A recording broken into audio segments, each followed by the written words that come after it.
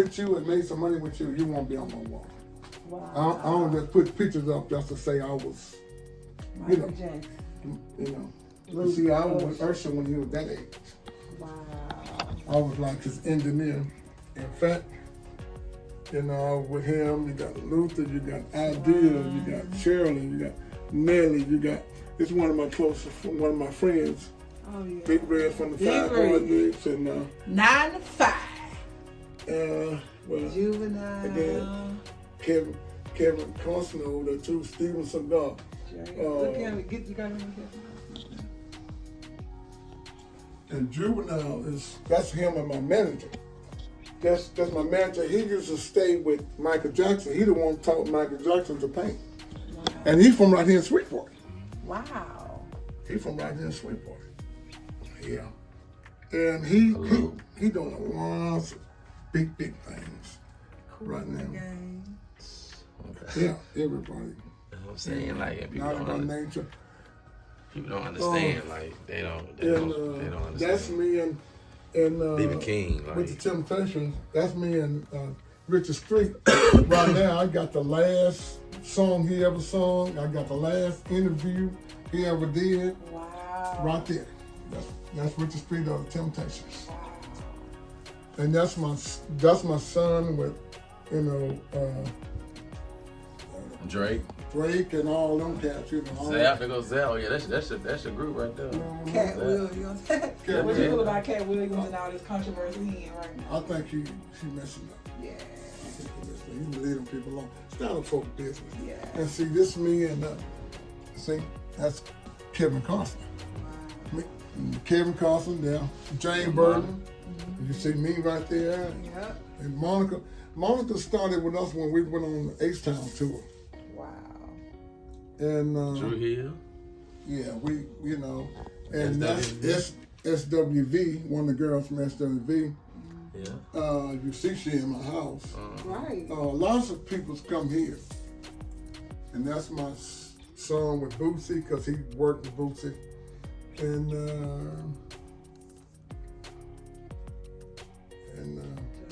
so that's and like I say, it's Jermaine Dupri. Who? Is that Jermaine Dupri up there? That's Neo. No, Neo. Yeah. He was almost in the family, but he got 2 kids by my cousin, my brother Shaw. Yeah. And this one, see this picture? That's when the first time I went to the White House. See how fat I was? And then the picture in there, you can see I had lost that weight.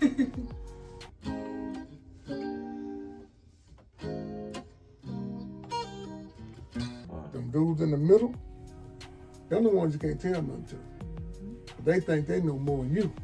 So you just don't. I say I do what I can for them.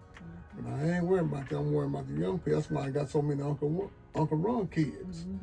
Because I took care of the old and the young. That's good. And them dudes in the middle, I just Let them figure it out. I let them figure it out. Hey, it's your favorite girl in the world, D Ford. Man, it's your boy T Vocal, the host. Man, listen, we are in heaven right now. Listen. Oh man, if y'all don't, man, come on, if y'all don't, Listen. man, I'm in heaven right now. Well, I'm glad they're here for me. So you guys, you know what it is. We are still rocking and rolling on this 29 days of Black History right here in Shreveport, Louisiana, given hosted right by, your favorite people in the world, culturally connected. Doing what we do, keeping you guys connected. February is extremely special to us. We love all things cultural, all things Black history, and you already know we love all things Uncle Ron. All things Uncle Ron. Ron Johnson, y'all. What's happening? The legendary guitarist. He has played for a lot of people. He's been traveled the world. He's played at the White House. He's been on. Man, Let him tell it. he got Uncle Ron. He got a lot of stories. So, y'all, this is history in the making. We are right here, sitting shoulder to shoulder, elbow to elbow, with history right here. So, before we even go into anything else, Uncle Ron, I want you to tell me the top 5 people that you've played for or places that you've played. I need the people to understand your palette.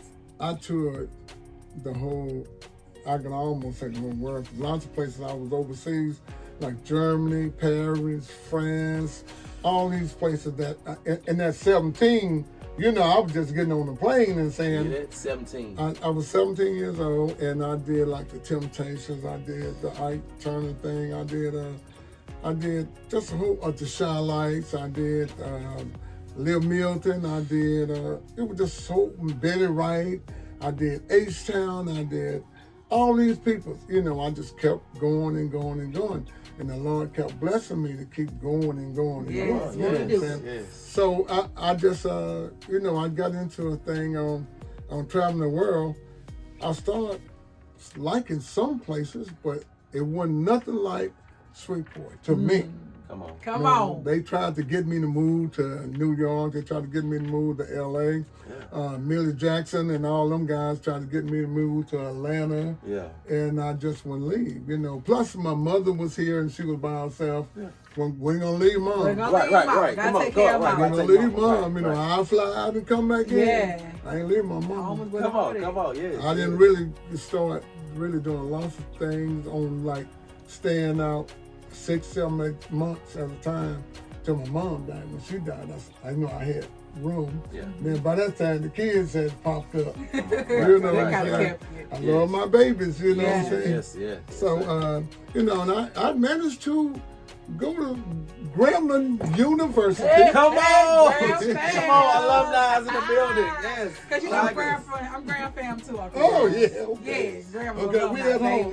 We at home. I saw that Jill, your truck when I pulled up. I Oh, said, yeah. oh, yeah. And my daughter right now is finna graduate with her master's. Hey. And stuff like Neil Johnson and Congratulations, Grambling. Nia. Yes. Congratulations. Shouts out to you, boo. Yeah, that's my heart. But you know, I travel and play with a lot of people and work with a lot of people. I didn't work with people that I didn't play with. Like I was working with Steven Seagal. Yes. I worked with Kevin Costner when he was here. Wow. I was in the Guardian movie. I had no Wayne idea. Newton. Come on. Because I had me and my friend, my other brother from another mother, Don Teach, you know, we had a backline. Okay. And we was doing all the shows. You know, when I'm not on the road, I work with Don. I was doing that. Yeah. So we played and set up for everybody, the Isley Brothers. I mean, anybody you name, I was there. That's one of the reasons and how I got a lot of them jobs. Oh, wow. And the Isley Brothers was just here, and I did see Uncle Ron backstage with the Isley Brothers. So what he's saying out of his mouth, it is true. I saw it for myself. Him hanging out with the Isley Brothers. So this is a legend. So Uncle Ron, so you've been around for a long time. You talked about how you have not only played in different places, but you played across ages, across genres, all sorts of stuff, different races and things of that. How have you seen the history of music morph? Like, I know when you first started playing, it probably had to be tough as a black man, a black musician, and then when you see where music is now, speak to the history of music for us. Well, you know, back in the day, it was rough for lots of people, but God was blessing me because I was a gifted child. You know, I wasn't taught, I was self-taught. I taught myself. And back in the day, when we was coming up, you know, we had Thomas, used to be an alcoholic. He used to sit on the porch and play guitar. And then we used to see Elvis Presley. I was like 7, 8 years old. He used to come to this store named Jubilee on Woodrow and Linwood. Come on. Yeah, Mr. Eli was the guy that owned it. His son was named Deke that played drums for Elvis Presley. Wow. Talking about history right here in the city. We knew nothing about. Yeah, my dad lives on Woodrow, right there, Woodrow and Linwood. My dad I probably lives know right there. your dad because we've been there. You know, that's why I was born and raised up. Wow. So Elvis used to come. He was getting ready to go to the hayride, and my partner would say, "You run down the mountain. Oh, the man with the guitar, he at the stove. They playing some music." So we'll run down there. I thought I was fast then. I was about 7 years old. Right. Oh, yeah, you're gone. And I was running down there. And we people through the window like this, you know, and he was run for the money and all that stuff he was singing. You ain't know but I don't know. And and they came out with an upright bass.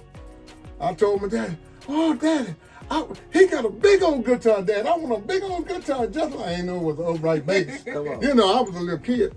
But Elvis will come out and he'll give us a quarter, a 50-cent piece. When he gave us $1 coin, you know, we didn't. All we know there was money. You know, we didn't know all this kind of stuff.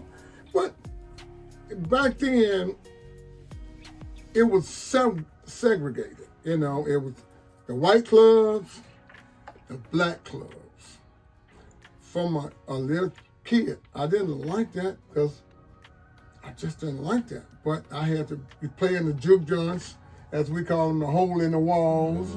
I was playing that at 15, 14 years old, sneaking in the club and then telling them I got to be home by 10 o'clock. Because my mama didn't play that stuff. She, you know, she really didn't want me to play guitar. She wanted me to be a doctor or a lawyer or something like that.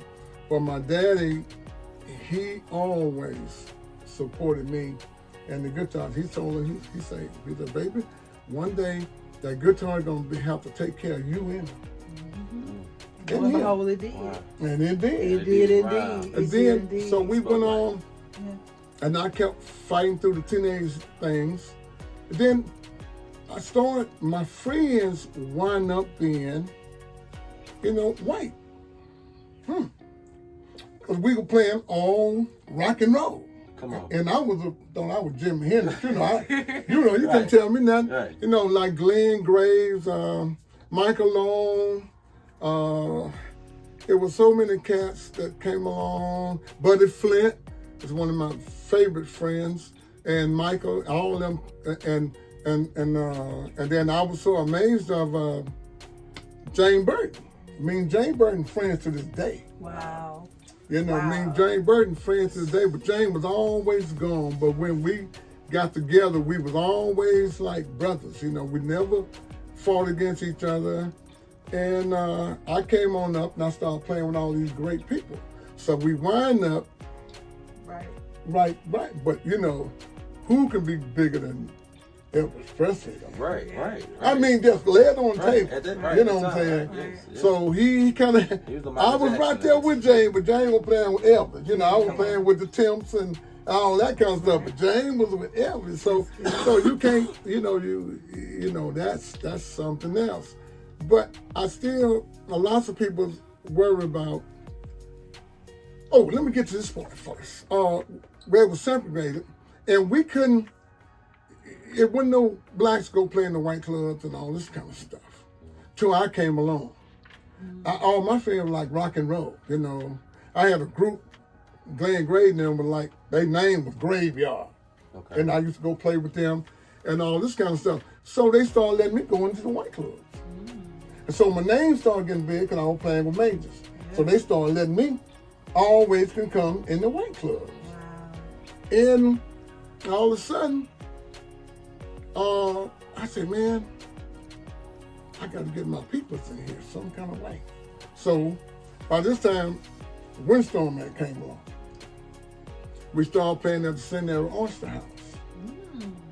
And we played there one time, you know, I forgot their name, but you know, it was Centenary Oyster House. But they opened the door for Windstorm. They greeted us, they loved us.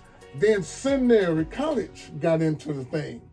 We used to play there, leave the club and go play at the frat houses on Centenary. We get home like 4 or 5 o'clock in the morning because we didn't went and play another gig over at Centenary College at the frat house. Come on. This is a private white institute. Right? Yeah. Right. That's what especially at that time.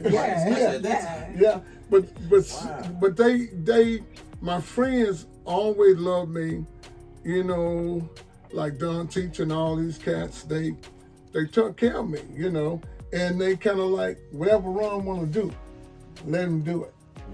So that's how the blacks start mixing in with, you know, everybody. Right. And the whites start coming where we was. Right. They weren't scared. And they want to see Windstorm. They want to hear some good music. Yeah, they want to see that boy play that guitar. Because they always say, even now they go, where's that legend guy at? where's that legend guy at? You know, and I'm kind of like quiet over in the corner in the dressing room. I don't never hardly get out, you know, because I told the Lord I was going to take care of the young people. And I did. I've been around the world twice. So me, I don't want to shine too much over them. So I kind of put myself back. That's amazing to let them shine. And if they'll listen at me some more, they would go further. Because they don't know what they run into. I've been there. I know what it's like. And right now in the music industry, what you were talking about, it's much, much harder to get somewhere. You got the radio stations that won't even play your songs. They play songs from Africa right now. Yeah. We're on this Afrocentric thing right now. They play some rap songs that don't sound nowhere better than the guys that come in my studio. Come on.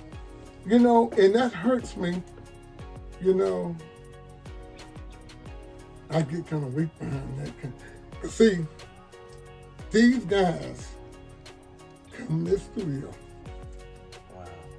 They get their last little pennies and put it up here.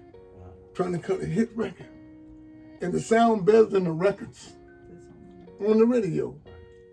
And y'all can't give them 30 minutes to an hour a day? You can't give them 30 minutes? And then you wonder why they out there doing the stuff they're doing? You know, they asking for help.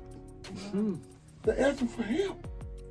Ain't nobody trying to help them but me. A few more people trying to help them, you know, but they not trying to help these kids. I ain't got nothing against the preachers, but sometimes you got to come out to church. Yes.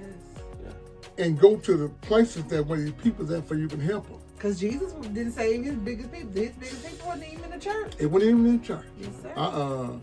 And it just hurt me that these guys can put their last little penny up on this thing. I said, man, don't worry about it. Uncle gonna help you. You just don't worry about it. And y'all over there, I don't want to call names, but you know who you are. Come on. Want to help these babies, man, and that hurts me to my heart. And y'all would play, if you from down there, Mayfield, they'll play your record. If you from Marshall, Texas, they'll play your record. If you know, but when it comes to us, home, Sweetport, come on, man. That's some hurt stuff, man. You know, and the thing about it, not to cut you off, but that's how you were able to be so successful. That's how you were able to rise, because y'all moved in love and unity. That's right. And just think about, and like you said, you were right here from Shreveport, but you had the opportunity to go so many other places, and therefore you were able to put people on. So just imagine how historic and how amazing it would be if we can cultivate that same type of action right now. And I used to come back off the road from off these tours and teaching them guys everything I know. Everything I know. Because I started training people to go on the road. Dale Harris, I trained right in that was a garage over there, it was a bedroom now, but I trained Dale Harris. He played with Roger Troutman, Shirley Murdoch. Come on. Okay, I trained Paul Wright. Paul Wright, he played with BBD, New Edition, Johnny Gill, Alta 7, and all these people. I trained Ron Johnson, Slack. Yes, sir. Slack played with H-Town. He did 8 Ball. He wrote songs for 8 Ball. He did Bushwick Bill. He did all these people. Now he the largest, one of the largest Southern Soul producers in this around. In the country. In the country. Yeah. Yes. Then he got his group he's trying to put out now called Shiloh, and they finna blow up. You know, and this guy, I raised him from, I think Slack was 16, 17 years old. He stayed with me. He still wouldn't be. Yeah. And I know he about 50, almost in the turn 60. Right. You know what I'm saying? He's still with me. And I always treat them like a son. I know they always say, where your son at? They be talking about slap. And a lot of them I got, you know, when they was little, like Alex Johnson. Yeah, Johnson, yes. It's one of the biggest keyboard players. He played with Jane Fortune, Donnie McClurkin, he did. Tony, he did. He just did and did and did under my tutoring. Got the chance to go with you to Washington, D.C.? Yeah, we'll be able to play for play Washington, D.C. We went to Washington, we played for the 82nd Airborne Brigade. If you don't know what that is, that's the wounded soldiers. Wow. And we did it free. It wasn't a money thing. We played for the wounded soldiers because I figured they need, and I passed out CDs and everything to the wounded soldiers. I didn't even know that. That's how we wind up being at the White House, you know. And like I say, man, it just hurt me. They want to talk about these kids, and I know some of them kind of rough right now, but ain't nobody helping them. You know, there's no dads in the family mostly. Right. You know, I have people that sit there and I say, this guy want to play keyboards. I said, he want to play guitar. He want to come and say, I said, why don't you buy him a keyboard? Why don't you buy him a guitar? I ain't got no money for no keyboard. Get them J's. Got the hair nails Get them done. But they got $40,000 cars out there and $37,000 cars out there. Come on. And see, that hurt me. Yeah. That hurt me. Right. You know, Because music is such an outlet. That's right. And they looking for some love, man. These kids don't have no love, man. I talk to them. I talk to these rappers all the time, man. I say, man, if it wasn't for Ray Ray, if it wasn't for Pook and them, ain't nobody said nothing about Mama now. Wow. They're looking for, and then if the radio stations will, that almost tear me up. But you know, when I talk about radio, if the radio station, just give them 30 minutes. In 30 minutes, you can play at least by 7 or 8 records. Correct. That's true, huh? Correct. It would not hurt y'all. You know, it would not hurt you. Shreveport time, a Shreveport hour, a Shreveport 30 seconds of Local love. love. Right. Come on. I ain't gonna say I tried that. Come on. Right. And like this, okay? That's me. Y'all didn't know that, did you? Wow. See what I'm saying? But you know how I got this marching badge? I got this marching badge for helping kids. Not trying to stop somebody from doing whatever they do. I ain't got nothing to do with that. Trying to keep kids from getting killed and trying to keep kids from getting on drugs, trying to keep kids from doing all this stuff, man. I've been around the world. I don't even know what beer tastes like. Never tasted beer. I never did drugs, never smoked a cigarette, never. Because I always wanted to be like my dad. And he never did none of this stuff, but we didn't have too many drugs back then anyway. Right. You know, but that's what I'm trying to save my babies, man. You know, that's all I'm trying to do. So you gotta stop. You're gonna make me I know. tear my lashes off. So y'all, we have gone through a historic moment with Uncle Ron. As we wrap this up, Uncle Ron, this is gonna be our special edition because we kept everybody else's videos in 3 minutes. Right. But we need to hear this. We need to know this. It's so gratifying knowing the greatness that comes right here from Shreveport. And I know that other people are going to hear and they're going to feel exactly what you said. As we end this video, as we're recognizing Black history and what Black history means to us in Shreveport, what message would you like to leave? Leave Uncle Ron's Black history message. I didn't have very much money. All my friends thought it was funny. But after all I've been through, the Lord been good to me.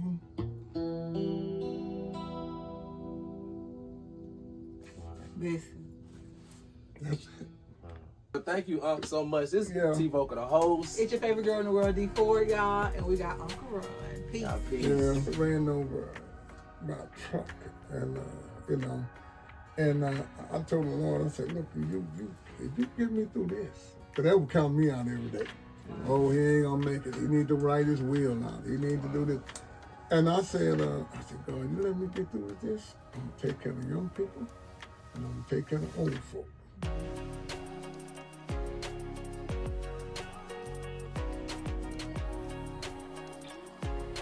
Hey y'all, hey, it's your favorite girl in the world, D4. Man, it's your boy T Vocals, man. Stay connected.